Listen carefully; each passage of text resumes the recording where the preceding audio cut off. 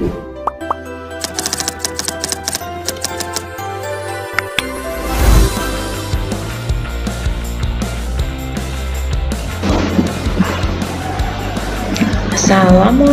warahmatullahi wabarakatuh.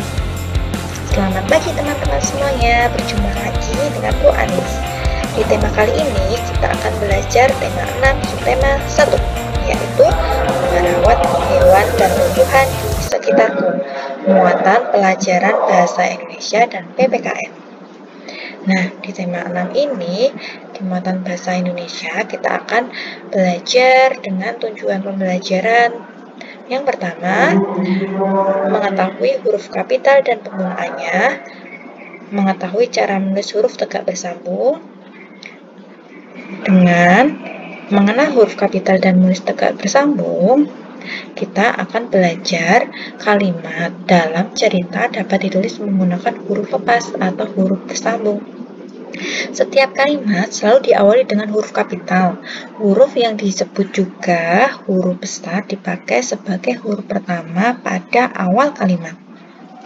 Nah, huruf lepas yaitu huruf yang ditulis secara terpisah-pisah dalam membuat kalimat. Contohnya seperti ini. Ini adalah contoh dari huruf lepas, yang artinya ketika membuat kalimat hurufnya tidak dirangkai.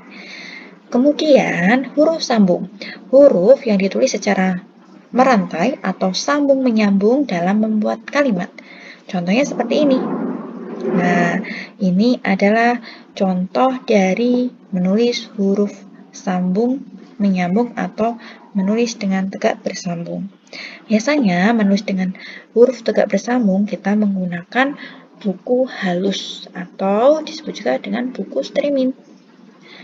Nah, selanjutnya kita akan mengenal huruf sambung.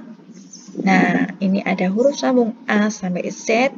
Bisa diperhatikan bahwa ketika kita ingin menulis huruf sambung di awal kalimat, kita harus menulisnya dengan huruf kapital. Ini adalah huruf kapital huruf sambung. Begitu juga B, C, D, E, F sampai Z. Yang sebelah pertama ini adalah huruf sambung dengan huruf kapital. Kemudian sebelahnya ini adalah huruf sambung kecil, ya. Sebelahnya ini untuk digunakan ketika tidak digunakan dalam menulis kalimat pada awalnya. Nah, setelah itu kita sudah mengetahui huruf sambung besar dan kecil, kita akan belajar menulisnya. Contoh, ini Bu Guru ambil dari beberapa contoh dengan menulis huruf sambung. Nama saya Ganendra Dias Priyatna. N diawali dengan huruf kapital. Kemudian huruf selanjutnya adalah huruf kecil. Nah, ada catatan juga untuk penulisan nama orang, kita menggunakan huruf besar. Jangan lupa ya, setiap nama orang itu pasti menggunakan huruf kapital atau huruf besar. Kemudian kita buat kalimat lagi dengan alinea baru. Di sini ada A besar, kemudian digabung menjadi huruf sambung dengan ukuran huruf yang kecil. Kemudian SD. SD itu adalah nama tempat juga menggunakan huruf besar. SD Negeri Taman Jaya. Nah, ini contoh ketika kita membuat tulisan huruf tegak bersambung. Ada contoh lain juga. Berlatih menulis tegak bersambung. Lani dan Siti sedang bermain di kebun belakang rumah Lani.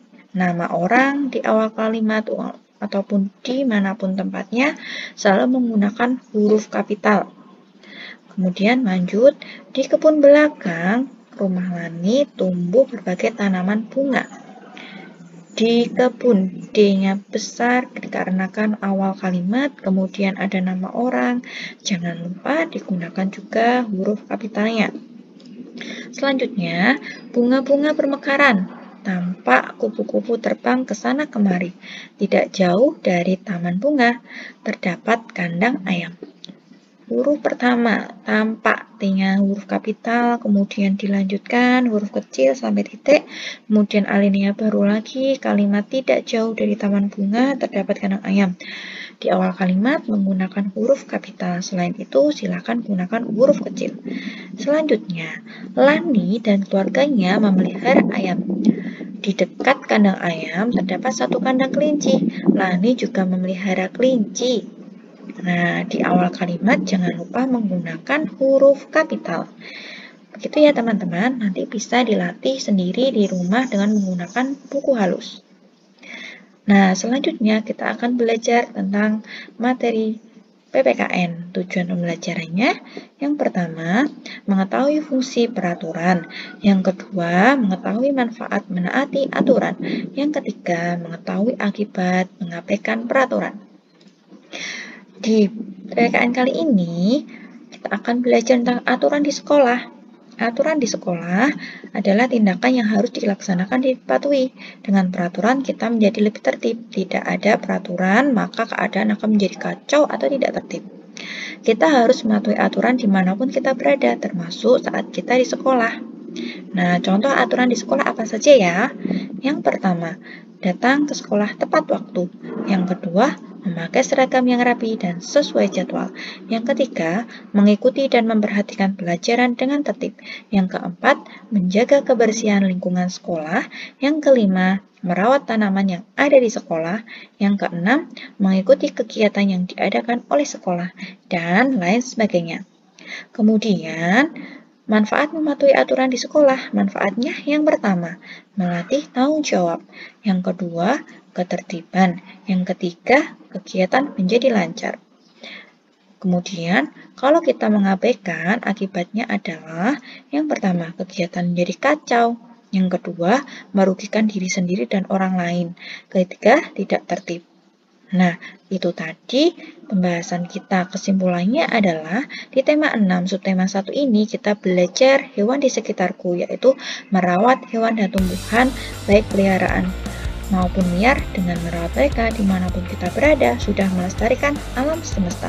Terima kasih dari Bu Guru. Wassalamualaikum warahmatullahi wabarakatuh. Terima kasih sudah menonton channel SDA SC TV ini. Jangan lupa share and subscribe ya.